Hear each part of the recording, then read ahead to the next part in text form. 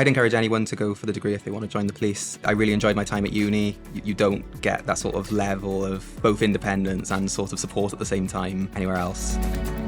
When I finished my professional policing degree at the university, I applied to the South Wales Police. So when I started doing the 26-week training, obviously it felt great because it's the start of my career within South Wales Police.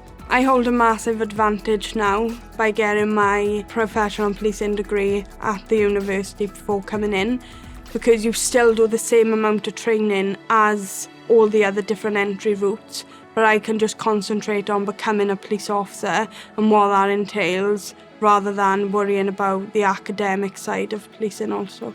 The benefits of joining South Wales Police via the professional policing degree are huge. You undertake you through your degree, you get the experience and learn the expertise of being a police officer, you gain the confidence. But should you pass all the vetting and medical requirements and all the recruitment requirements that we ask of you, then you have a place here within South Wales Police, starting on a wonderful salary, which has recently been increased.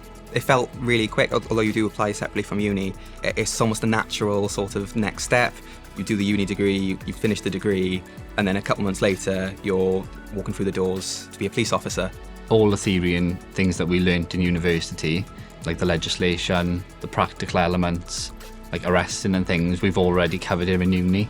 It's kind of revisiting it and a refresher. So it's a massive help in bringing over the theory from university, bringing it actually to the police service.